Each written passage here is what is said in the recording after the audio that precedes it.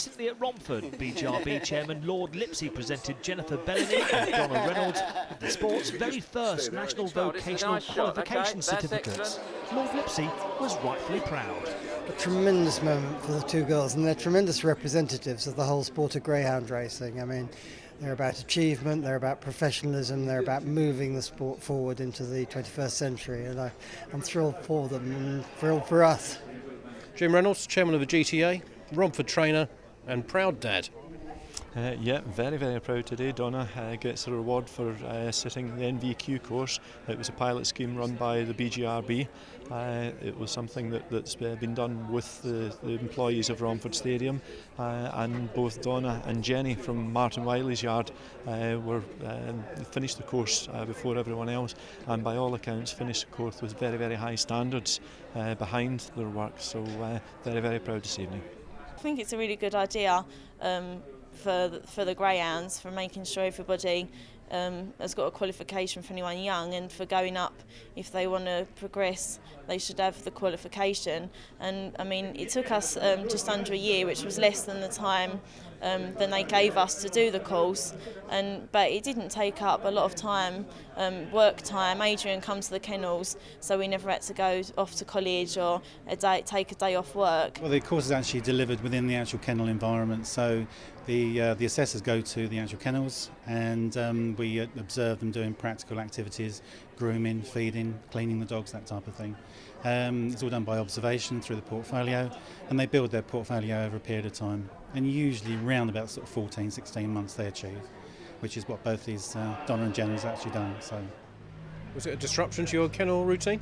Not at all. If anything, it was a benefit, because there's bits on this exam that are not completely greyhound racing orientated, so it broadens her knowledge, and so helping Jenny, it broadens mine as well, and a lot of the work is done in her own time, or time in between races. She's done a lot of the work. When we've had downtime or we haven't had a lot of runners, she's sat there and done the work. And so no, it's been no disruption to our kennel at all.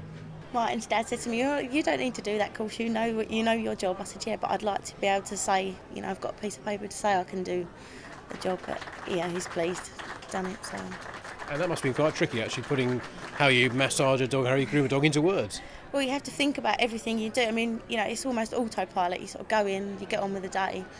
Whereas you've had to sit down and think why you do what you do, and why it benefits everything. So, yeah, nice to have to think about things for a change.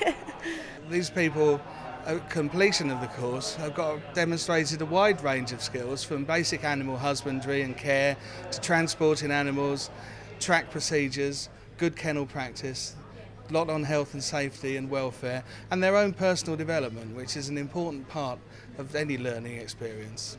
So, using another animal analogy, Jenny and Donna were guinea pigs then? They were, in a way, and very good guinea pigs they were indeed. They both worked extremely hard to get to where they've done today. I think they'd both agree that there is an element of hard work involved in achieving anything that's worthwhile, and I hope that they'd agree with me that this has been an extremely worthwhile thing for them. BGRB training coordinator David Parker had more good news for those who want to become involved. One of the great things about this is that there's no direct cost, to either the individual or the trainer. Because this is a national programme, for those who are under 25, it forms part of the government's national apprenticeship scheme, and so the fees are paid by the government. For those of us who are slightly older than that, BGRB will meet the full cost of the training and provide opportunities for those who are more experienced to demonstrate their skills in the most appropriate way. The buoyant Lord Lipsey happy with the start of the scheme, but what about the future? As these are the first, we've got to suck it and see if we can find even better ways to do it in the future. But for the first time now, the sport has a national training coordinator whose sole job it is to make sure that we're moving this thing forward until embraces everybody. I look forward to the day when every trainer in the country has his own or her own certificate on the wall saying they know this job. I've always advocated that education should come into the sport. I've always advocated there should be qualifications for staff to be able to work within the sport, and more importantly to be able to become head lad, assistant trainer and ultimately trainer. So I'm hoping that it's the start of bigger things. Obviously years ago they did have where you had to be a head lad or head girl for 3 years before you could become that, and I don't know the reasons why that was stopped, but I think if they want for the welfare of the animals and someone who really wants to do it, then they would be willing to do the course.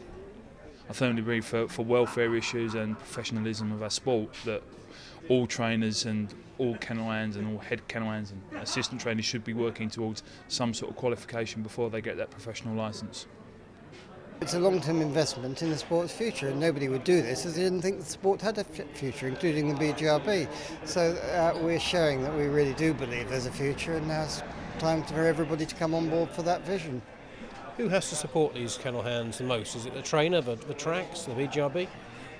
I think it's a team effort for everybody, and actually it's very nice to see greyhound racing all working together for a single objective. There are people here from the Nvq'S, from our training group, BGRB, and Romford have been incredibly good hosts tonight.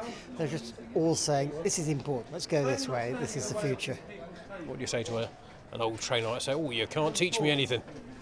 Well, in my experience, people who say that are the people who have most to learn.